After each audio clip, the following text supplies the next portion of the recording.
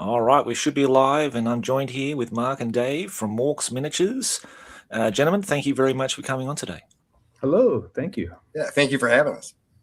Well, thanks to Dave Taylor, because Dave Taylor reached out to me. Maybe he'll be in the chat today. I don't know. But he said, hey, Josh, would you mind giving my mate Mark a shout out and doing a live stream with him or something like that? Or like on the podcast or whatever. I said, yeah, we can do that. That's no problem. So then I found your Instagram link, and I thought, Morks Miniatures, that sounds right up my alley. I love my orcs. So, and then looked through Mark's stuff, and then Mark told me that, Dave would like to join us because he's the painting guy behind Morks Miniatures. And you've got some great, interesting designs that people can use as alternative miniatures for those very, very, very expensive metal models that Kev Adams sculpted way back in the day. Sure. As a great alternative. So thanks, guys, for coming on today. Thank you. Yeah, pleasure to be here. Right. Well, let's go back to the start and let's talk about your origin stories first. Sure. Mark, would you like to go I guess I came first in the process, but Dave didn't come along afterwards as sort of a patron, so to speak. I guess it was last April, May, I was getting a halfling army ready for the New England Mordheim Opened, which is at a little tiny con called Under the Dice Fest. I don't know if you've heard about it, but it's one of those, if you know things, but it's absolutely fabulous little con. Anyway, big Mordheim event with 30 Mordheim tables or something.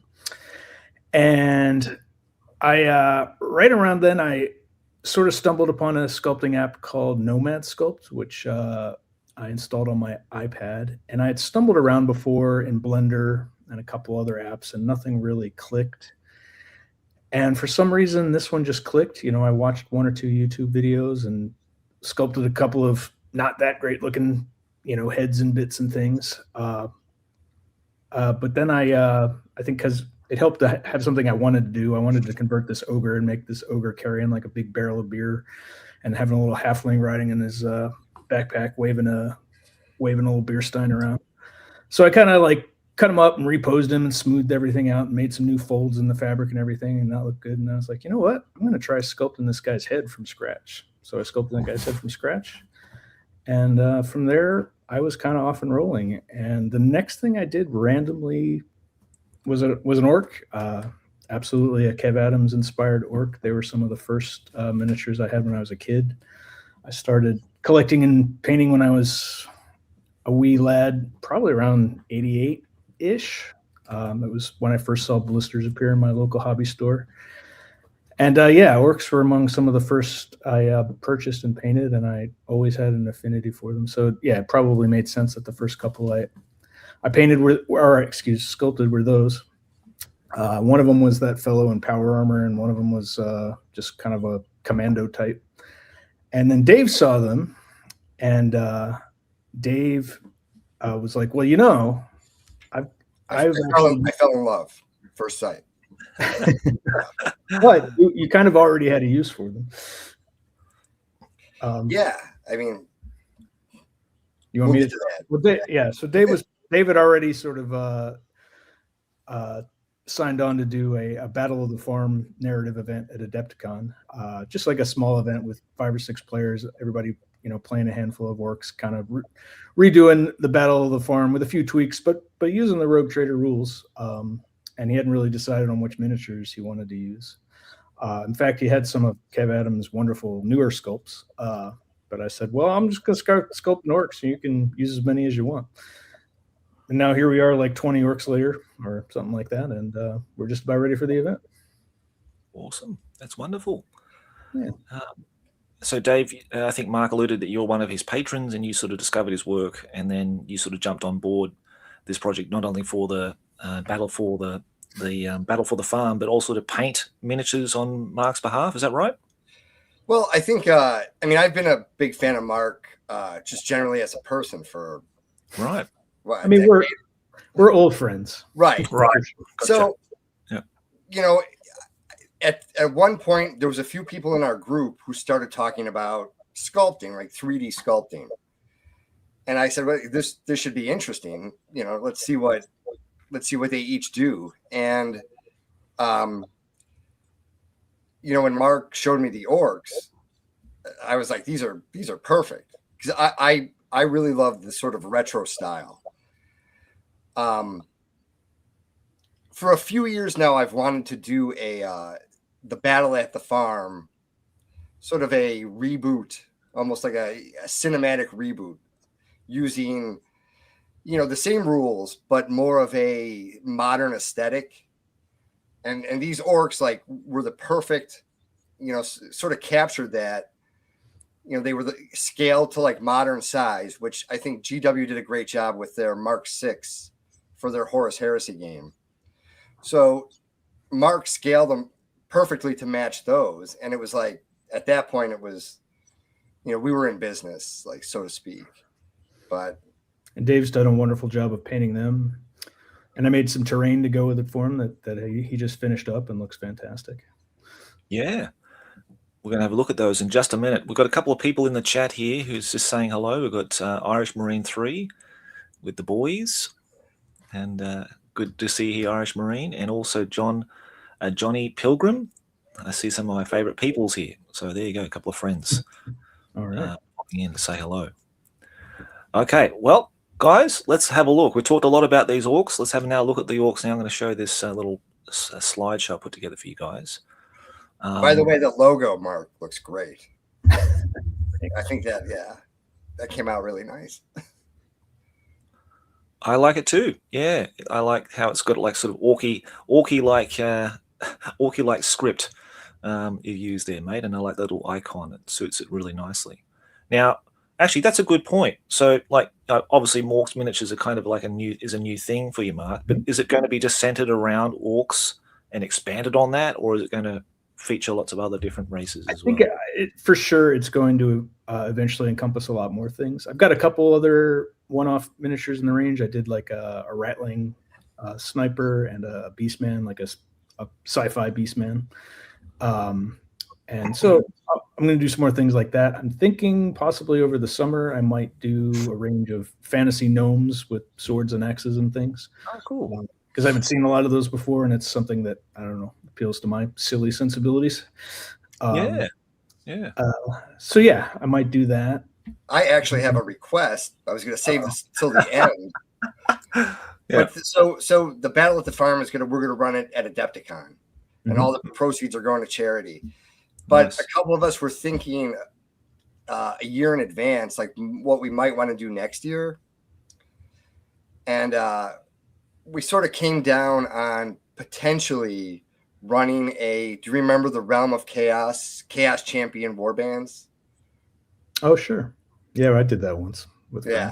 From the 2 Realm of Chaos books. Mm-hmm. So at some point, I think Morks miniatures should expand into strange Chaos Champion looking guys. I've definitely had a couple ideas and inspirations for those. Yeah, so maybe you heard it here first. We'll see what happens. We'll see what comes of that. But that's great, guys. Okay, well, let's go through and have a look at the slideshow now. Have a look at some of the actual work you guys have been doing. So these looks like blood axes. Is that right, Mark? You could call them that, sure. I'm going to stick with more generic terms to not infringe on anyone's legal. The fellow on the right there was actually, I think that was the first orc I sculpted. And well, actually, it may have been sort of a combination of the two, and then I sort of split them up into 2 different guys. I think it was originally the beret head on the body on the left. Anyway, it doesn't matter. But yeah, those were both pretty early ones. As I was finding my way. Yeah, I think not so much. So I think the original aesthetic of the Kev Adams, like the first Space Orc Raiders, had a little bit of that sort of militaristic blood axe sort of vibe to them. So that's kind of what I see here. Like they're sort of like proto blood axe. In a way, I don't know if I was really thinking that hard at the beginning, exactly what I wanted to do. I was just messing around. I was thinking. But I don't think I'd ever be content completely copying something, even as I'm learning to do a thing. So I wanted to, put my own spin on them. And kind of the way you can start to see a little bit of that happens here with sort of the commando aesthetic. I started leaning into giving them sort of real world kit and firearms and whatnot, and hats and uniforms. Not particularly historically accurate, and definitely mixed up in ways that never would have been mixed up. But you can see the fellow on the right has an M3 grease gun, and you'll see more sort of historical guns throughout. The fellow on the left obviously has a sci-fi, we'll call it a miasma pistol. But most of the guns I've been sculpting are sort of various 20th century guns. Just, I don't know, give them a little different spin, a little different thing. So I'm not just regurgitating something that's already been done before. Sure. Yeah. No, they've got some, I think like Dave touched on, I think they have that sort of really early Rogue Trader, Kev Adams design philosophy in there as well. Because I think you're right. I think when, those really early sculpts were sort of like just generic, they weren't sort of clans. I don't think the clans are really embodied within the 40K universe. It was like very much raw, very feral looking orcs. And they did have that sort of, kind of homogenous look to them as well. So I think these really fit in perfectly with that kind of, the Rogue Trader book, that scenario, that style, that works in really nicely. And obviously much respect and acknowledgement to Kev. Obviously I'm riffing on a theme he started many years ago. Oh, mate, Kev's a legend, mate. He's an absolute legend. For sure. And talking about charity, I mean, he does charity. He's a very charitous person. Like he does a lot of stuff for charities. A friend of mine who I think might be in the chat went to the UK, and Kev was on there sculpting orc heads for charity. And he had Kev's he had one of Kev's newer orc models, maybe one of the War Games Foundry ones or something like that. And he had him sculpt an Abraham Lincoln orc head onto this onto this body for him. Nice one. My dream would have Kev on here actually on the podcast or something. I've corresponded with the guy, and I need to get back to getting in touch with him as well, because it's been a while since we've last communicated. But he's been very, incredibly open about his history, his past, and everything with me as well, which is really nice of him. And so I really get to know like the guy himself. But it looks like he's done a lot of stuff for charity, because I think his father was a pastor or something, maybe at a church, and I think he did a lot of work within the community and stuff like that. And of course, he does the Bring Out Your Lead, sculpting faces, and all that money gets put towards a charity somewhere in the UK, which is really, really nice of him. But he's just an all-round legend, I think. For sure. Absolutely. So these guys again have that sort of military-like look to them, don't they? I love all the dark, rich colors you put in here too, Dave. Well, thanks. I try to keep the so Kev Adams, a brilliant sculptor. His aesthetic is one of the reasons I got into 40K. Also, on the the 2D side, Wayne England is absolutely one of my favorite artists. Yeah, me too. So I tried to do the skin tones. So I'm getting over a cold a little bit, but I tried to keep the skin tones and the blue lips. I tried to do a little homage to Wayne England, which sort of made it easier to do a drab, sort of darker metals for the for the armor and the uniforms. So I tried to keep the focus on the skin a little bit. Like this goggles guy is one of my favorite of Mark's sculpts right here. The guy in the front. And to me, that just that face was like Wayne England. Screamed at him. Yeah, that's true. I love Wayne's work as well. I was looking at something just the other day, and it featured his work in it. And this is that's right. It was the White Dwarf we covered, 124 with Nathan. And in there, it's got some Beastman art that he did, which is, he's such a talented guy. And of course, I had to talk in the past tense because sadly Wayne passed away some years ago. but which is a crying shame, really.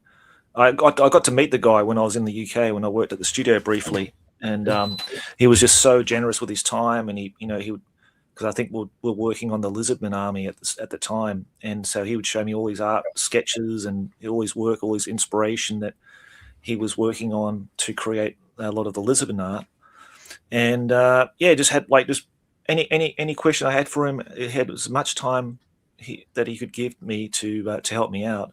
And I've heard from other people that knew him, he would put them up, as in have them live at his house. He would do lots of good things with people, and he was just a really all-around good guy. So, but his artwork was just, his style was so defined. There's that real comic book sort of style to it.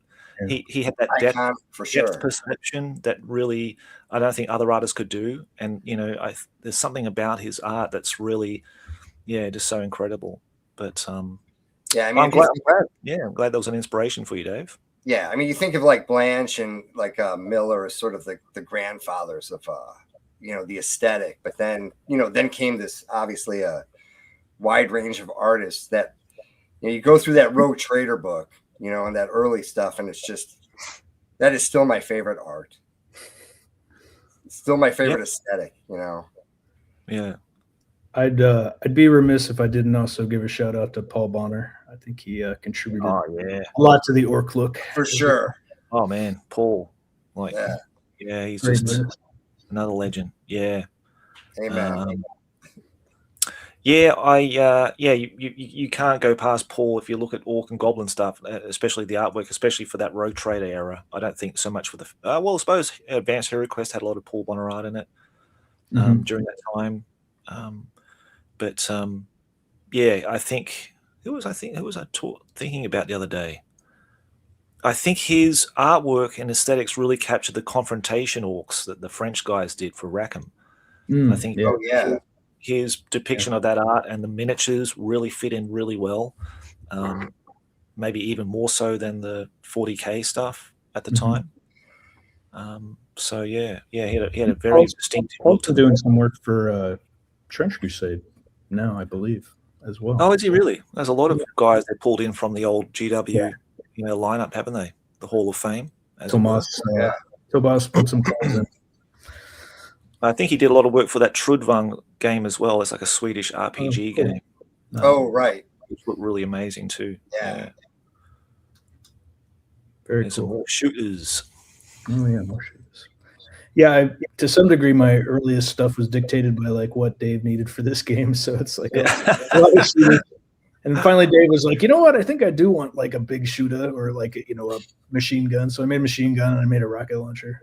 And kind of now that I'm wrapping that up, I can move on to, I'm going to do some more guys in power armor and like maybe a dreadnought kill a can thing and start doing some specialists and things like that. Yeah, what was the actual lineup of orcs for that scenario again? Was it just like 3 or 4 squads of boys?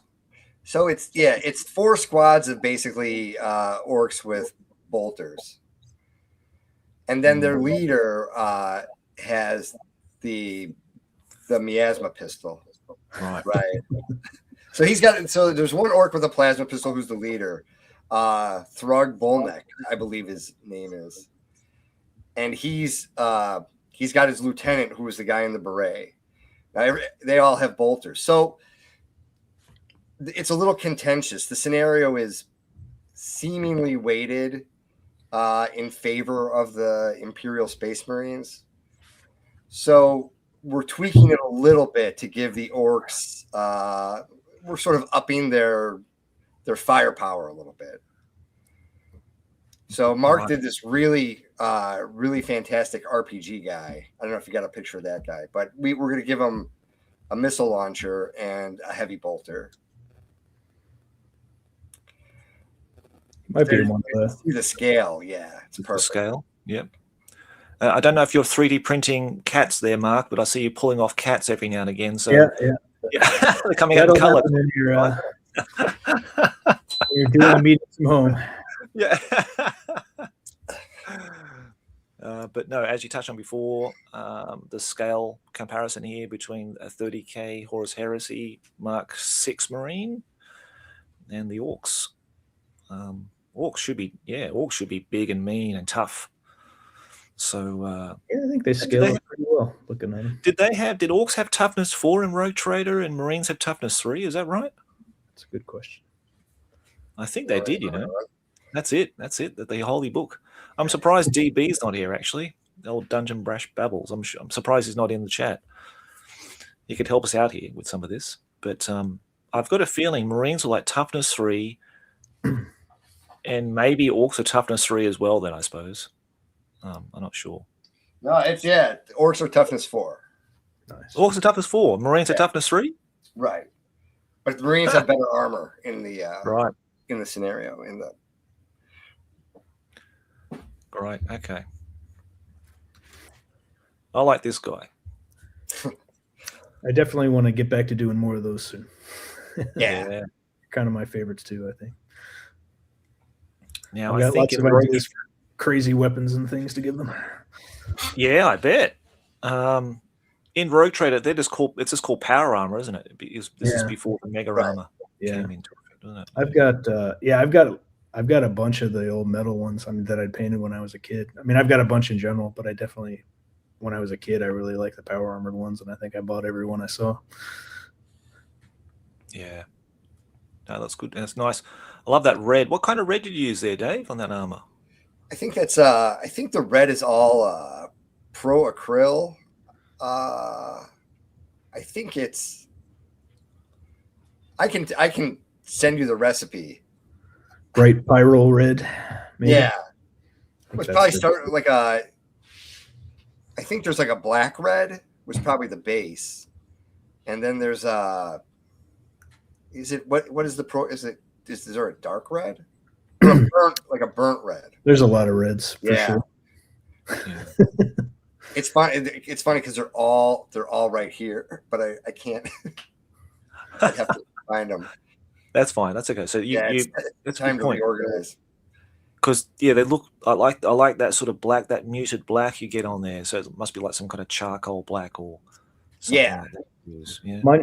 Monument Hobbies is it's an American-made paint range that's been around for a few years. I don't know how much it's getting outside the U.S. A lot of folks I've talked to outside the U.S. have never heard of it, but it's Monument Hobbies, and the paint range is called Pro Acryl.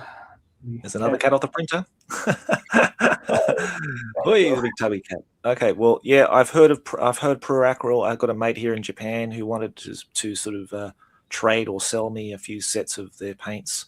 Oh, cool. I'll have to give them a go. I'm a bit They're of a Vallejo fan. Very consistent, and they're nice, and they kind of a matte finish.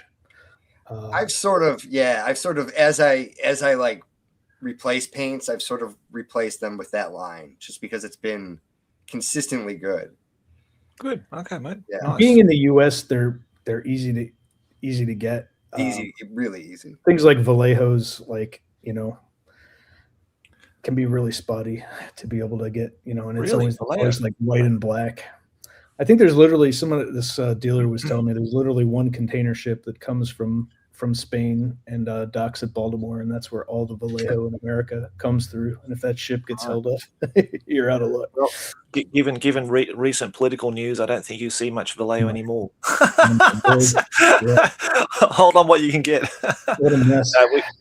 We've got like a main supply here in Tokyo they're like the direct distributor for all of Asia. So they carry everything Vallejo. So it's all easy for me because I just type in my order and get it sent over. So it's nice and easy. And that's what I use mostly. But I've definitely been really into the Monument Hobby stuff for the last few years. I pretty much like Dave. I've kind of been replacing them as I went.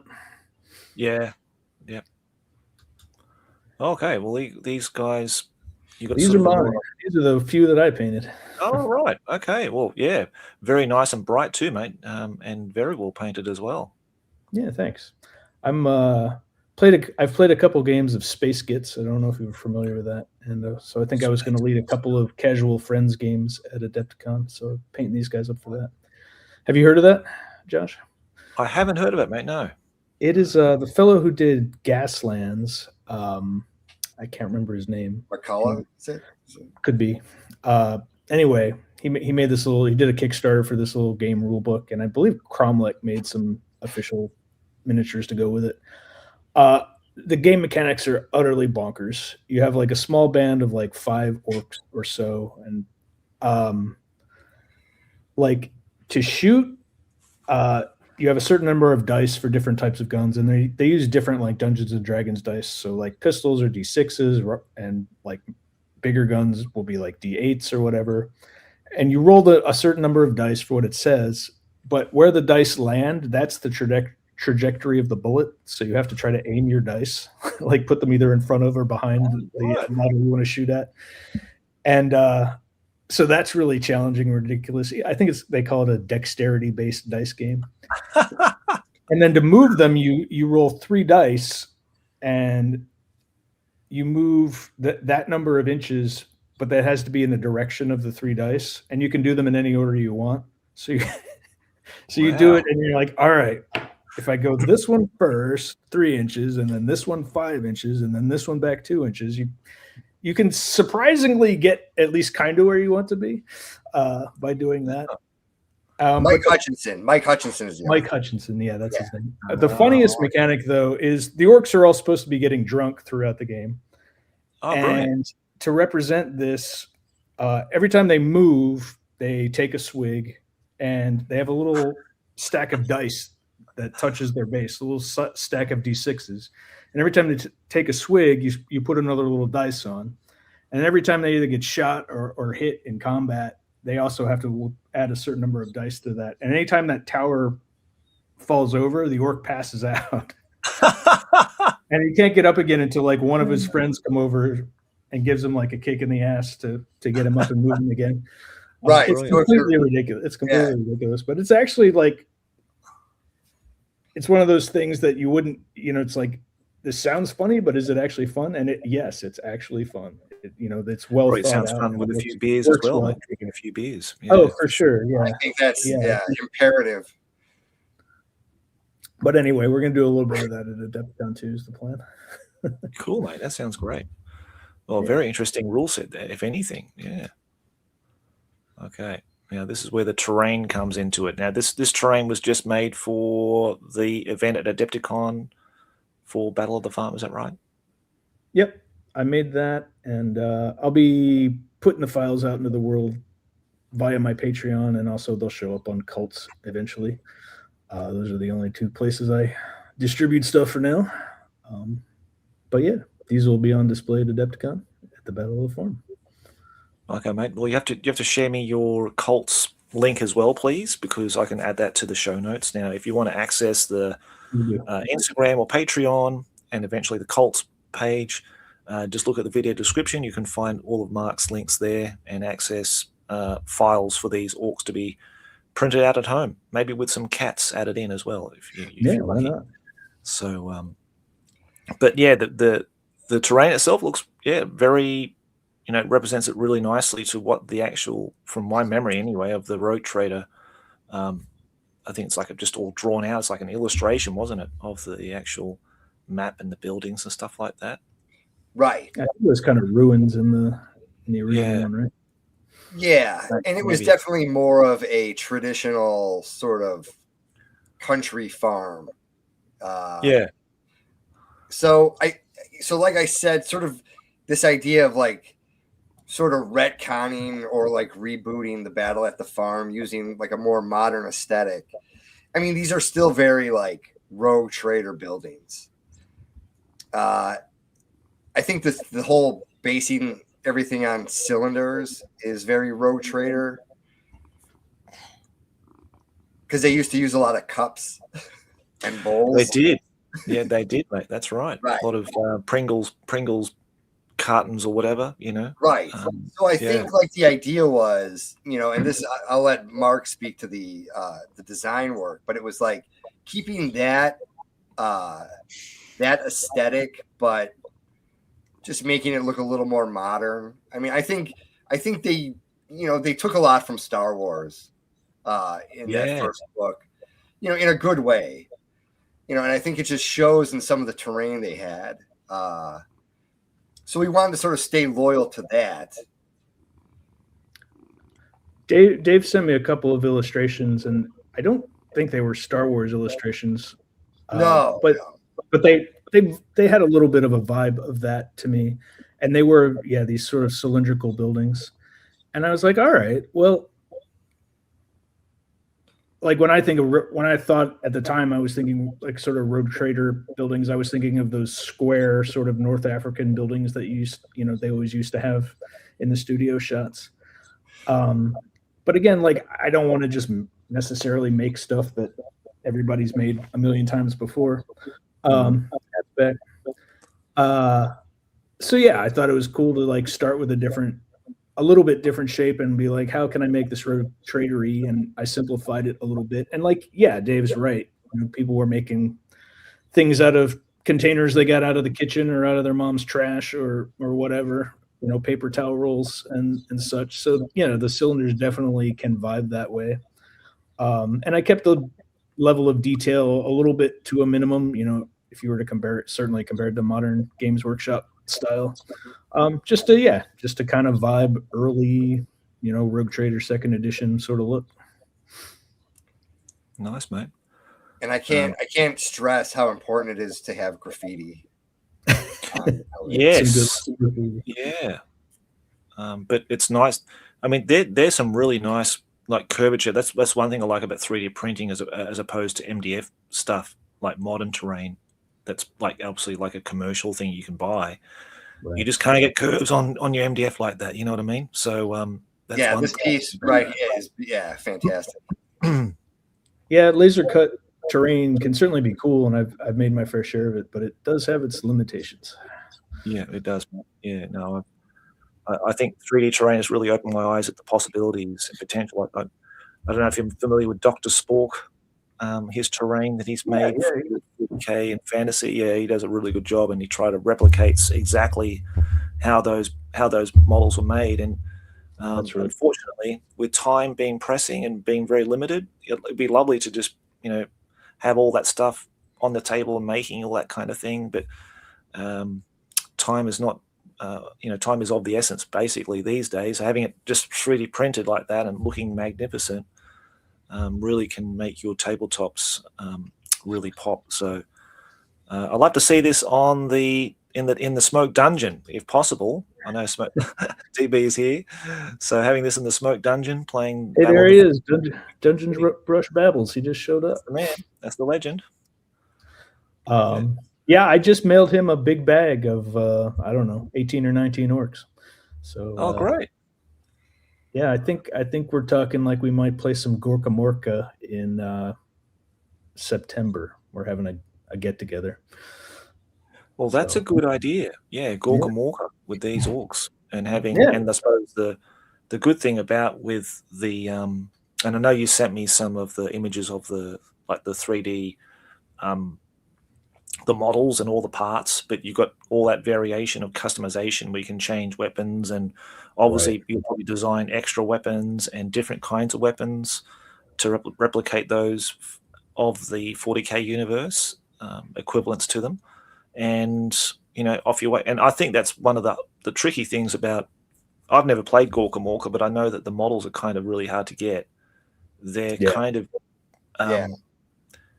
I think one of the reasons was because maybe the circulation of that game wasn't as big as the other systems. Maybe just flopped and no one really bought it. I've got one friend and his brother who were like obsessed with it, and like I had heard of it, but I knew almost nothing about it. I think he's the guy who's going to be kind of running this little event. But I think it was like a one Christmas sort of thing. It was like, let's make a big splash game for Christmas, and then it petered out very quickly after that.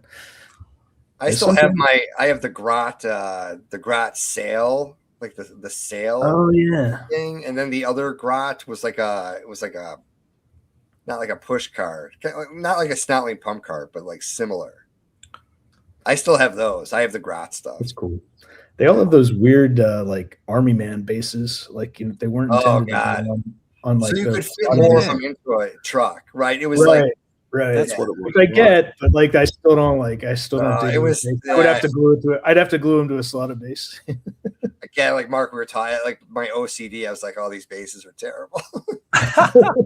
Yeah, For sure. Yeah, I don't know much about it, but then I saw the base and I thought that's a really weird one. Like it's so unusual of GW to make anything like that. I think it was weird. Yeah, like you could basically put as many guys as you wanted into a truck, but if they fell out, they got hurt or something. Is that right, Dave? Yeah, that was. But It to was make, like make it so you could fit more in there, yeah, they just gave them these weedy little bases. I think that was a second edition 40K rule too. Yeah, really? it was. Yeah, that's what with the war wagon. So Right. if you had, the battle wagon. So if a model fell off it, you can put you can stack as many as you can and physically fit on a model. But if they fell off as you moved it, they would take a hit, right? They'd take a hit. Yeah. So I've got a question here too from Start Irish Marine 3. Have you printed the terrain on an FDM printer? Yes, we did one piece. These are all printed on a my resin printer. When I'm going to come out with the set on cults soon, and before I do that, I'm going to optimize it all for either or. Right now, it's more optimized for resin printing. I'm going to do another version where kind of the roofs are cut off and we'll sit flat. I got to spend a little time and think about that, but it's coming soon. When they appear on cults, it will be FDMable. I just definitely I learned some things while doing these buildings. There's a little more engineering involved, and you have to figure out tolerances, and you have to sort of make it so parts sort of slide under each other and sort of cover any gaps and stuff. With the resin printer, everything shrinks and moves a tiny bit when it cures. So you definitely have to have a little bit of wiggle room. So there's a little engineering involved. And I learned that Mark wanted me to take the hit for that silo, which people seem to have plenty of comments about. I didn't tell you to paint it purple, man. I don't want to wear blue. You just painted it purple. I mean, it kind of works though. It's like a really dark and purple. It's not really. Is it purple? Maybe I'm going color. No, it's like a dark plum, I think. Yeah, dark plum. That sort of looks like it. Yeah, like an Aston Villa kind of color. Yes. Aston Villa purple. Right. I keep threatening to make 2 little round Promethean tanks to sit next to it for. Oh, please don't do that. Yeah, you got to do the deodorant tank, the deodorant bottle tank. Yeah, the grav tank. You could do a retro. See, so I'm waiting for an orc dreadnought. I think Mark will do a great dreadnought, but the idea of a retro tank that sort of plays off that would be pretty cool. Yeah, I've got lots of ideas. Everything's going to be you're going to be busy. I'm never going to copy anything exactly because that's just not. I mean, I could. It's just not that appealing to me. And honestly, it seems like just about every classic model is somebody's had a go at copying, digitally anyway. So I don't know. People can just buy the metal ones if they want exactly the old one. It's kind of my take on that. Which the old ones are great. So if you want exactly the old one, buy exactly the old one. Well, Johnny Pilgrim mentions here somewhere in a landfill next to piles of Atari ET games, which is a real thing apparently. Piles of Gorka Morka box sets. So the Atari ET. I remember the Atari ET. Yeah. It was unplayable. You'd fall in this hole and then you couldn't get out. Terrible. Weren't they buried somewhere out in Mexico or something? Like they found it? Yeah, that's what the legend says. I'm not sure. Yeah, I don't know if that's an urban myth or something, but apparently they were just dumped in a big landfill somewhere out in the desert somewhere. So I believe it. Maybe our government could get to the bottom of that. Yeah. Down in Fort, they're down in Fort Knox, I reckon. Fingers crossed. Along with the UFOs or something captured down there, maybe. Talking about putting your own spin. Mark's sort of the latest group of orcs that I've been going through. There's a lot of really cool sort of 80s references to them. Yeah. And I think that you've sort of come into your, you've come into your own sort of niche with those a little bit. Yeah, the first wave were kind of World War II in terms of their kit and uniforms and such. And the second wave I started doing, I don't know if you've got any pictures in there or not, Josh, but like Uzis and guns you'd see in 80s action movies. And you have the RPG guy, sunglasses and trench coats. And I made an RPG guy. Dave's a big fan of the film Red Dawn, which is a ridiculous 80s movie. So I kind of made could happen. Made a character to look like or made an orc body to look like what Charlie Sheen's character in that movie was wearing. Okay, maybe that link didn't work for me, mate. I think it was like a Google Drive drop or something like that. Or maybe just none of those made it into the photos we sent. Yeah, I just finished the ones Dave had painted, which may not have been any of those. I know he just finished that RPG guy. But anyway, if you check out my Instagram or my Patreon, there's plenty of 80s machine guns for you to look at. If you want to reenact Die Hard or whatever with the orcs, I'm your guy. Who doesn't? Jeez. We're going to actually go have a look at your Instagram now, mate. So all right. Again, if you want to get the links, you can find the links here in the video description. Just go down there below. I'm just going to take out our conversation here. We don't want to see that. And you can check out all of Mark's good work and David's painting as well. So let's have a look. Is this one of the images here? Oh, there's some different weapons. Yeah. So up there at the top is what is it, like an MP5 like they had in Die Hard, and then over there on the right is the gun they always used in the A-Team. And as you can see, I've got like some beers and broken bottles and stuff. If you want to do some space kits, guys, you got that out there now. Yeah. Kind of making those for myself, to be honest. And then a great big revolver. In space kits, can you have a broken bottle as like a weapon? I think it's just called an improvised weapon, or something like that. I don't know that it has its own special rules.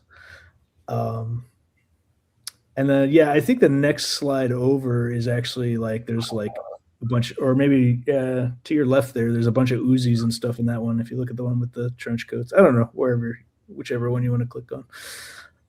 But yeah, and there's another machine gun I did, and starting to make some guys with kind of a mobster sort of look too. Just give options. Yeah, give options, mate. What's that third one at the top? Oh yeah. Here's some distinctly 80s bits. Yeah. So the top left gun was Snake Plissken's gun in Escape from New York City, and then the bottom right was the Terminator's gun in the first Terminator movie. And that big knife in the center, I based off the Arnold's knife in Commando. Great. Funny, I spend a lot of time like looking at pictures on guns on the internet, but I'm not actually a gun guy. Maybe I'm the only American who doesn't have any real ones, but I do have a lot of tiny orc ones now. And you've got like Neo's guns, right? Those are Neo. You could do Neo. Yeah, like those. I guess they're called micro Uzis. The ones sort of the top left. Those two. Which I actually sculpted like, mirror, because they're not like mirror image. You can't mirror them because the ejection port is just on the one side. Right. So they're not mirror images. So I made one for the right hand and one for the left hand because, he was always running around shooting two at once. And then there's Mac 10s and regular Uzis down there. So lots of fun stuff. Fantastic. If you want to with the Uzis, give me a call. Yeah. Well, there's like a Bad Moon type one here that we saw. I think our friend Dave Taylor painted that one. I did. Good on you, Dave. Yeah. Nice one. Yeah. Good stuff. I need to get Dave in on the show actually at some point in the Splatter Natter. Speaking of hobby legends, he is certainly one. Yeah. And well, he's practically American now. I can't even call him Australian. He's practically American. He's been there for so long. So quite a long time. What's this? That is it's funny. There's a point at which suddenly Mark starts sculpting, and my Instagram turns from painting to sculpting. That is a terrain set I did for Mordheim with my, some games I was running with friends, and it's like a Mordheim sump board that I built. And yeah, Necromunda. Necromunda. Okay, this guy. I like this guy. He looks cool. Yeah. Yeah. He's That guy's the cool. best. Like the watch. Need to keep the time. Nice. Yeah, we get all sorts of fun little details on them. It's interesting learning as I go with this, like how much detail is too much, how much detail is not enough. Make it. You definitely, it's like as I'm learning this, and especially, and then I look back at all the old miniatures that were, from the late '80s, early '90s. And as I'm learning and I'm thinking about these guys were just making it up as they went along, and it's like that's what's so great about it. That's why everything was so weird. It's just like a small number of young guys figuring out how to sculpt and how to draw and how to write. And like some of the ideas are completely bananas, but it's like, I mean, that's what's great about it. They were just making it up as they went along. Oh, well, what's this? This is the Beastman? Yep. Cool. And he's a little more of a little less of a vintagey rogue tradery style. So, it's stretching out a little bit and trying different things. Thinking he might be good for like modern Necromunda game or something like that. Yeah, I think he did really well on the fur and stuff like that. That would be really difficult. Those textures would be really hard to do, I would imagine. Fur is a lot of work, man. Yeah. Could be the start of a Realm of Chaos Warband. Or absolutely. He could be part of one of those. Yeah. You haven't even done this year's event yet. You're already planting the seeds for next year. Well, that Rogue Trader book, the first Realm of Chaos book, my friend and fellow Australian, Mark Morrison, he put it really well, that it was just like a bunch of art punks, right? Doing this, putting these books together, building this game. And it just like was reflected in like such a, the vibe. It was such a fun book just to go through. And then when you actually played the game, it was, that a top center photo. Dave and I actually got together last weekend because it was a Adepticon terrain third painting from the left in the top get row. together. Oh yeah, third from the left. Anyway, right before that get together, Dave was bemoaning his lack of Krull miniatures in his life, so I made him the little what do they call it? The glaive, the little spinny knife thing from Krull. That's that little starship. Right, that's what it is. Okay. I made it at lunch the day before I left, and then printed a couple off real quick and hopped on a plane. Nice. So perfect. Definitely about as 80s as you can get right there. Yeah, we don't mind a bit of 80s injected in our hobby, that's for sure, mate. Okay, well, let's go through the comments now, because we're unfortunately neglecting a lot of great people here in the chat. Maybe some friends that in your area, because it looks like Irish Marine is, because you guys are all in Maryland, is that right? In the US? I'm Chicago. Oh, you're Chicago? I'm in Maryland. I'm in Maryland, so I don't know who Irish Marine is, but I suspect I know him. Great. Okay. Because Maryland was kind of where the Citadel headquarters and foundry was set up there, wasn't it?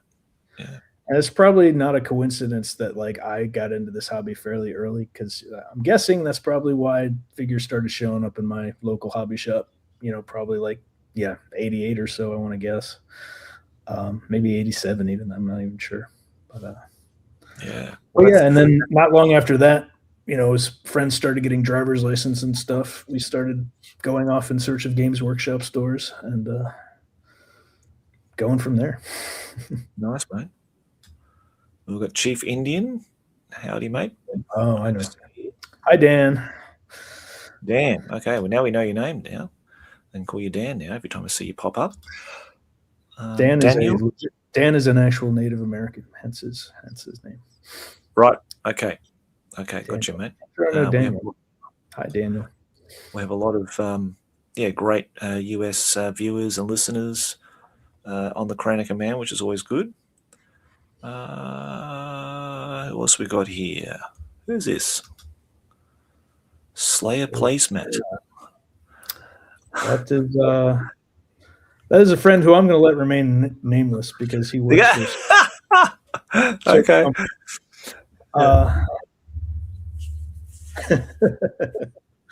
Funny, yeah. That would be the fellow I was saying who is the world's biggest fan of Gorka Morka. Him and his brother. Right. Okay. We try. I really tried to sell that game when it came out, but I don't know. I think people were too into Battlefleet Gothic at the time. That may have been like the years where there's kind of a period where I was in college and like, not that I didn't care, but I just wasn't like, I didn't have my head in miniatures as much because I didn't have the chance to get out to the hobby shop and everything as often. But. Well, it's good that we've made the connection through Dave and also through DB. It's nice that you're doing this charity event here, Dave, at Adepticon. So you're in Chicago. So yeah, you're in the heartland of where Adepticon is, isn't it? Oh yeah. Yeah, Did they change the venue? Did they change the venue or something? We did.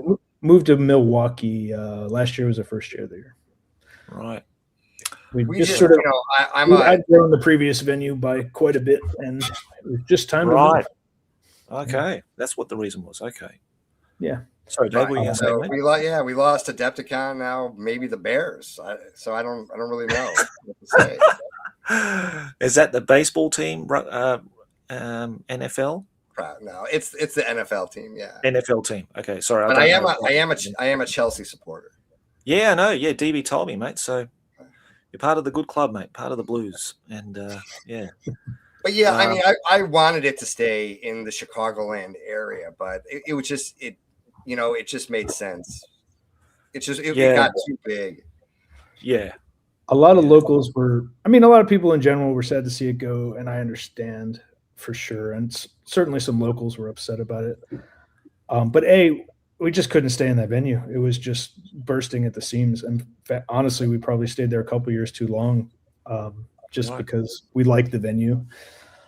And we, everybody at Adepticon wanted to, kind of wanted to keep it in Illinois if they could. But I'll tell you, the new location is just great. It's right in downtown Milwaukee, and there's just loads of great bars and restaurants all around. I mean, it's anything you could want. Whereas in the last venue we were at was kind of just sort of it was a nice little convention center, but there wasn't really anything you could walk to from there. It was technically in Schaumburg and not Chicago proper. Yeah, no, it wasn't in the city of Chicago. It was kind of out in sort of suburban, I don't know.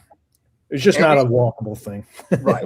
So it was either we had to like move or find a way to dissuade people not to come to the convention. And we came up with a lot of ideas, but none of them really workable. So we had to move. So, but I agree with Mark. I mean, Milwaukee is a great host. Great. I've got a couple of mates. You gonna make it out there? Me? Josh? Yeah. I would love to, mate. But it's a quick 16-hour flight. Yeah. Yeah, quick 16 coming, 16 going, or something like that. I think I can get a direct flight from Narita Airport in Tokyo to Chicago. So I suppose that's one saving grace. I don't have to go to any connecting flights. I think the connecting flights is the one that will really kill me, because I think 9 hours from here to Australia is long enough. So 16 hours, that's like I need to take some drugs before I get on the plane, I think, to make it to get there. I think. Yeah. I think it's 12 from JFK to Narita, if I recall. But is it 14 one way, 12 the other way, or at least 14 hours? At least 14 hours, I'd be in the air. So I hope to one day, mate, because I know a lot of great people would be there, and I mean, as a commission painter, it makes sense to go to America to say, hey, this is what I do, this is what the Crown of Command is, this is what eavylead Studios is, and I would get an enormous amount of business through just going to Adepticon just once, I think. For sure. If I had a showcase of stuff on a game of like 4th edition fantasy or 2nd edition 40K or Epic or something like that, and it'd be really good way to get in touch and meet a lot of people that I know through the Crown of Command in one place, in one show. And so hopefully one day, mate. Hopefully one day. So that'd be the dream. Well, we will hook you up. But Yeah. You have a great time, and you definitely get to connect with a lot of people. Yeah, that'll be really good. I think just meeting people will be sort of the highlight. And then I've heard, because a couple of mates of mine are making the grueling 9-hour road trip down there this year. They went to, I think it's called Old Guard Games. Have you heard of this place? Yeah. It's in You heard of it? Milwaukee. Yeah. Yeah. It's in Milwaukee. Okay. It looks amazing. That looks incredible, this shop. Yeah. Like an They've got a really cool like space to play games in. I mean, the store is fantastic. The retail shop. Yeah. But they also have and it's unfortunately like they have like a Necromunda and Blood Bowl League. And I'd love to get up there for that, but it's like I live in the city of Chicago, so it's just a little prohibitive drive wise. It's maybe an hour and a half to get there, which on a Wednesday night would be tough. but it's an incredible store. Yeah, and they run a shuttle during the they do. Yeah, that's right. I think that's how we got down there, because I think it's not quite walkable. Yeah, it's not walkable. No, I think last year, the guys from the Barons War were there. They have bloody names now. So that's pretty tragic. I'm getting old. But the two guys doing that were running like a demo of like Barons War 2nd edition. So they went down there to check it out and meet the guys and see the game being played down there. And it looks like an incredible store. I saw some stuff on I think they're on Facebook, showcasing the inside of the place. It looks amazing. So I love that. I miss that. I miss the independent game store because there's not many around anymore, which is a really sad thing. For sure. Because I could just spend hours just looking for stuff and finding something new every time. And they're really good. So anyhow, guys, I imagine you have lots of great model shops and hobby shops, but maybe not so much games. We do, just not where I live. I need to go into Tokyo, and when you go into Tokyo, you can find loads of good stuff. Especially if you like the Gundam kind of garage kits, if you like anime and all that kind of thing, and if you like retro video gaming and all that kind of stuff, you'll be in the second heaven. That's where it's at. But he just opened a Gundam store near me, and there for like a month there was a line to get in. Pretty crazy. Well, the good thing about them is they're pretty cheap. I mean, if you look at their kits and you compare it to GW stuff, it's like a third of the price. So all they need to do is make a game. They make a game for it, and you're right. You're set. The engineering of those kits is incredible. I don't know if you've ever built one, but they're really, whether they're your thing or not, you can appreciate them as a model kit. It's just amazing. Unfortunately, they're not. They're not. I'm going to go to a store. I have there's a hobby store not so far from me in a shopping center, and which is a cool little shop. They sell like puzzles. They sell like Gundam kits. They sell like Tamiya kits and all that kind of thing, and have an enormous amount of Tamiya paints and Mr. Hobby products and stuff like that. So I just go in there to get some rattle cans, spray cans for primer and that kind of thing. Right. And but I'm always looking at the kits thinking, that they look. I mean, obviously I like the hobby and I like models, and I got into before I got into wargaming and stuff like that.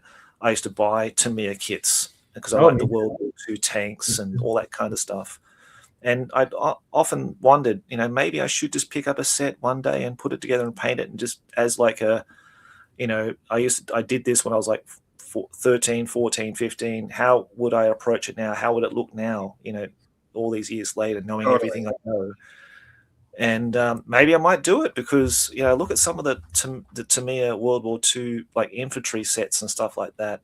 I think that'd be pretty cool to just put them together and start painting them. Because that's an entirely different side of the hobby that I don't know much about. Doing all the weathering and pigmenting and finding all the correct colors, camouflage, making them really authentic looking. I think that's an entire skill in itself that I'm not really. It's something that could be getting older and grayer, maybe I should be looking towards doing something like that, leaving all this stuff behind. It's funny you mentioning Tamiya kits, and I've had the Yeah. thought more than once that like what these sculpts are is just me doing the same kind of kit bashes I would have done as a kid, like taking parts from my Tamiya model kits and putting them together with GW stuff, Right. or various like broken toys or whatever I had laying around. It's only I'm making it from scratch, but I'm sort of pulling it from my memory banks of and just shoving random things together. It just brought back a memory too. It's really kind of sad. I shouldn't really admit this, but in high school, and I don't know why, I don't know what possessed me, but before I found miniature gaming, before I discovered HeroQuest, and I found like fantasy miniatures and went down that rabbit hole. I think what I used to do was buy like figurines, like He-Man figurines or things like that, and I'd actually paint them. I'd actually paint over the top of them. Oh, cool. And for some reason, I don't know why, but maybe during one of our classes in science class or something like that, the teacher would say, bring your hobby in or something and show us what you did for your hobby. So I brought those in. Fuck, that sounds really sad and pathetic, doesn't it? And of course, people would just look at that and think, what the fuck is this? What is this tall, dopey nerd bringing in this time? Like I just had a bit of flashback of that. So I don't know what I did, but I must have got like plastic figurines that you could buy in the toy store and then sort of just did them up. You know what I mean? Like sort of, repainted them somehow or converted them or something like that. Yeah, there's a whole big thing of people sort of kit bashing / chopping up and recasting like action figures. They'll do like Star Wars guys with G.I. Joe parts. I mean, often sort of deliberately funny and kooky. But that's its own big hobby. And there's guys who sell them, even. But I don't know. But that's not sad. My 15-year-old daughter asked me what sport I played in high school. And I told her I lettered in Dungeons and Dragons. Yeah, I think I got into role playing back in high school too with the nerd group that had playing Rifts or something like that back in those days, and never really did much for me role playing personally, the theater of the mind stuff. But I used to hang around them and sort of just listen in what they were talking about because it's all fantasy related and stuff like that. Yep. But well, that was it. Yeah, it was 80, 87, 88 when Rogue Trader came out and said it's tabletop role-playing game. And I was like, well, that sounds... at that point, my father had been a toy soldier collector. Oh, cool. And he taught me how to paint with like Tester's paint, oil-based. So I was painting like miniatures probably when I was like 7 years old. So it just sort of like progressed. We played Dungeons and Dragons in grammar school. And then, once 40K showed up, and then Fantasy Battle, it was like, I'm still, here I am today, 40 years later. Yeah. I'll tell you what, I've discovered something else too, that another part of the hobby, and you sort of touched on sort of your father being an old like toy collector. In the States, and I didn't know much about this, but I collected those small plastic military men, like the grays were the Germans, the greens were the US, and the, yada, yada, yada, like, all different factions and stuff. We had like sand pits, we'll set them all up and recreate these battles and stuff. But apparently in the US, you had like companies making all of these plastic figures, but in like 54 mil. And you'd have World War II, and you would have like Napoleonics and stuff like that, or Ancients. And there's channels just dedicated to this. I think Bill's War Games is one of them in Pennsylvania. And he goes around to stores and goes to conventions and stuff. And it's like a big thing there. And if you think our hobby is expensive, you should see what they charge to pick up that stuff as collectibles. And they actually play a game. They're playing like, there's some guy playing like Lions Rampant, but using 54 mil scale plastics. And yeah, it looks beautiful. You know, that scale looks really amazing, and the castle and all that kind of stuff is all. I do have friends that do like skirmish gaming with like 54 millimeter. Some of it they buy pre-painted, right? Which is you're talking about, you know, $75, $80 a figure. That's right. That's right. Yep. I started. There was a company called Atlantic, and they did ancients. They had Egyptians. Yeah. I had all the Egyptian sets, and that's setting those up is sort of like laid the groundwork for playing miniature war games. Trying to think of the brand. I think I know the ones you're talking about. I think they had little like metal bases that like sort of a vinyl figure attached into. Maybe it's a different brand, but similar. Maybe it seems like something that would be collected now. I had a couple of them when I was a little kid. Not sure where they came from. But yeah, there's definitely like sort of that 50s, 60s, 70s, like, I don't know, toy soldiers that like, that's definitely a whole other universe than what I know about. Yeah. It's, the hobby sort of extends far and wide, doesn't it? In different scales, different periods. Sure. But it's always interesting to find those little channels out there that sort of cover these things, just to think, wow, you know, there is something different from what we're doing, because 28 mil is kind of, you know, in sort of embedded in the hobby as the scale that everyone plays. But of course, there are different scales for different kinds of different tastes. Now, someone did make a comment here. Let me just see if I can find it. I think it's related to the Gundam thing we're talking about, saying they made a game, releases soon, more info this week, apparently. So there you go. Oh, really? I think I have seen hints of a Gundam miniatures game before. That's kind of cool. Here we go. King and Country. There's yes. a big brand. Ah, right. Okay, cool. Okay, well, I don't know much about that. So I found it interesting that, you know, these guys are covering and really, you know, really obviously massive collectors of this kind of stuff. I've got a King and Country Joan of Arc right over there. Oh, right. Okay. Nice. Wow. This, yeah, I see the nice fleur-de-lis in the background there, Dave. Oh, yeah. You know what? You know, I'm not going to out him, but now that I'm thinking about it a little more, I think DB might be in the chat.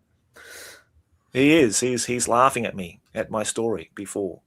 There he is. I'm looking forward to seeing his video, because I know he's uncovered a lot of other stuff he wants to get on his channel. So I watched a few of his videos today while I was working. They cracked me up. Yeah, they always do, mate. Yeah, he's got a very unique way of presenting his videos, which I really like. He certainly does. Yep. Do as you feel, as the DB would say. Well, look, Mark and Dave, it's been really great to have you on. I really appreciate your time today and to share what you guys are into. And I hope it's going to be very successful, especially Adepticon, showing the Battle of the Farm scenario with all those beautifully painted models and terrain. So I'd love to see some photos of that at some point up on your Instagram, Mark. For sure. And like I said, for people who want to check out and access the miniatures, you can do so by just going into the video description.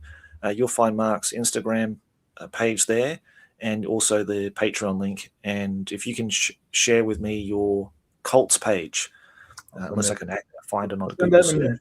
Yep, and send it to me, and I'll add it to the video description, mate. And then people can grab some of those wonderful orcs you're making there. Great. Thanks so much, Josh. This was really fun. Problem, mate. Yeah, absolutely. Good. Yeah, it's good talking to you. That's one of the joys of doing the Crown of Command, mate. I get to meet some really cool people and really interesting people in the hobby. So it's great to make that connection with you guys. All right. So praise Mork, but Gork is better. Bigger, stronger. But Morks is a heterosexual life mate, if you like. Okay, guys, well, take care of yourselves. Get ready for Adepticon. I can't wait to see the coverage of that, and keep making some great stuff out there for people. All right, guys, thanks very much. Thanks for everybody who's joined in the chat. Hope you enjoyed our conversation today. For people who are watching the restream, hope you guys enjoy it, and go and check out Mork's Miniatures. All right, guys, take care. Thank you. See you later. So okay, bye-bye. Bye.